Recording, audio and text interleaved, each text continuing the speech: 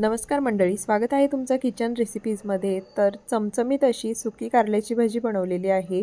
कारल्याची भाजी खाताना लहान मुलं नाकतोंड मुरडतात, तर या पद्धतीने जर कारल्याची भाजी बनवली तर लहान मुलं देखील अगदी आवडीने खातील आणि डब्याला देण्यासाठी देखील अगदी छान ही कारल्याची भाजी बनते।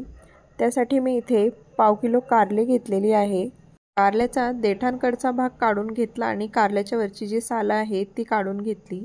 या पद्धतीने सर्व कारल्यांची सालं आधी काढून घेणार आहे। याने कारल्याचा बराचसा कडवटपणा जो आहे तो कमी होतो।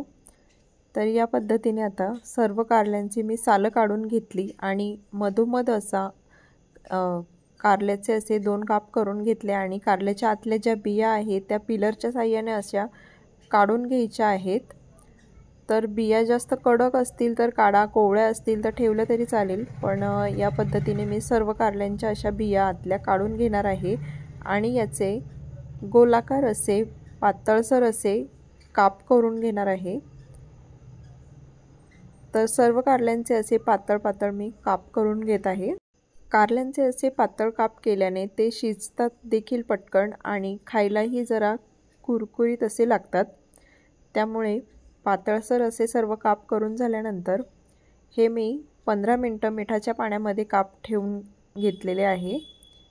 त्यानंतर 2 मोठ्या आकाराचे कांदे बारीक चिरून घेतले, 10-12 लसूण पाकळ्या बारीक ठेचून घेतल्या। आता इथे आपण कारल्याच्या भाजीला फोडणी करून घेणार आहोत। त्यासाठी 2 मोठे चमचे तेल टाकून घेतलं, त्यात लसूण टाकून थोडासा परतून घेतला आणि बारीक चिरलेला कांदा देखील या तेलामध्ये आता परतून घेणार आहे। कांदा चांगला लालसर होसर परतून घ्यायचा आहे।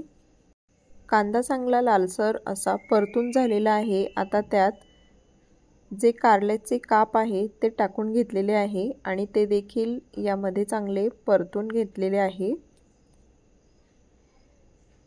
आता यात चवीपुरतं मीठ टाकून घ्यायचं आहे। तर इथे 1 चमचाभर मी मीठ टाकून घेतलेलं आहे कारल्यामध्ये। मीठ टाकल्यानंतर पुन्हा एकदा कारलं व्यवस्थित एकत्र करून घ्यायचं आहे आणि आपल्याला हे एक 5 ते 7 मिनिटं कारलं वाफवून घ्यायचं आहे। तर तुम्ही बघू शकता कारल्याचा रंग हलकासा असा बदललेला आहे। आता यात आपण सर्व सुके मसाले टाकून घेणार आहोत। त्यामध्ये मी पाव चमचा हळद, 1 चमचा लाल तिखट, अर्धा चमचा काळा मसाला आणि 1 मॅजिक मसालाचं पॅकेट एक टाकून घेतलं। याने कारल्याच्या भाजीची चव आहे ना अगदी चटपटीत अशी होते। सर्व मसाले टाकल्यानंतर कारलं हे व्यवस्थित मसाल्यांमध्ये एकत्र करून घेतलं। आता यात आपल्याला गूळ टाकून घ्यायचा आहे। तर एक गुळाचा खडा मी या कारल्यामध्ये टाकून घेतला आणि यात 2 चमचे दाण्याचा कूट मी टाकून घेत आहे आणि व्यवस्थित असं एकत्र करून घेत आहे। सर्व साहित्य टाकल्यानंतर भाजी ही व्यवस्थित एकजीव करून घ्यायची आहे आणि पुन्हा 5-6 मिनिटं वाफवून घ्यायची आहे आणि ही कारल्याची भाजी इथे मस्त तयार झालेली आहे। तर तुम्ही देखील या पद्धतीने कारल्याची भाजी नक्की करून बघा आणि आजची रेसिपी जर आवडली असेल तर चॅनलला लाईक, शेअर, सबस्क्राईब नक्की करा। धन्यवाद।